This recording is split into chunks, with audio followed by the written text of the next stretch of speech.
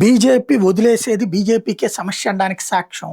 ఏకంగా అస్సాం ముఖ్యమంత్రి భార్య, అస్సాం ముఖ్యమంత్రి మీద తప్పు డాక్యుమెంట్ సృష్టించి వాటిటి ద్వారా తప్పుడు ప్రచారానికి సిద్ధపడి అస్సాం ప్రభుత్వాన్ని దించడానికి కుట్ర పన్నినటువంటి కేరా ఎవరైతే కాంగ్రెస్ పార్టీ అధికార ప్రతినిధి అతని మీద కేసు కూడా పెట్టారు. అప్పుడు ఇంతవరకు అతను అరెస్ట్ చేయలేదు.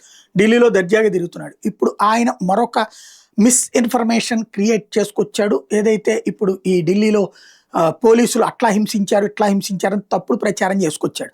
ఇప్పుడు ఈయన చెప్పుకొచ్చేది ఏంటి అంటే ఢిల్లీ తరహాలోనే దేశమంతా జరుగుతాయి, గౌహతిలో కూడా జరుగుతాయి అన్నటువంటిది. అంటే దేశవ్యాప్తంగా గొడవలు చేయాలి అన్నటువంటిది చాలా క్లియర్గా ఉన్నారు. ఎందుకంటే అమెరికానే చెప్పినా కూడా స్వయంగా జేడీ వాన్స్ వచ్చి అమిత్ షాతో నరేంద్ర మోడీతో కూర్చున్నా సరే ఎఫ్సిఆర్ఏ బిల్లు తీసుకొచ్చేసారు, ఎఫ్సిఆర్ఏ చట్టం తీసుకొచ్చేసారు.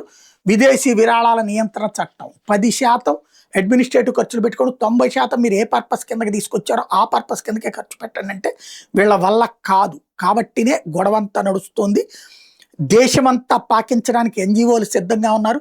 స్వచ్ఛంద సేవకుల ముసుగులో ఘర్షణ వాతావరణాలు సృష్టించడానికి సిద్ధంగా ఉన్నారు. ప్రజలు అప్రమత్తంగా ఉండాల్సిన అవసరం ఉంది.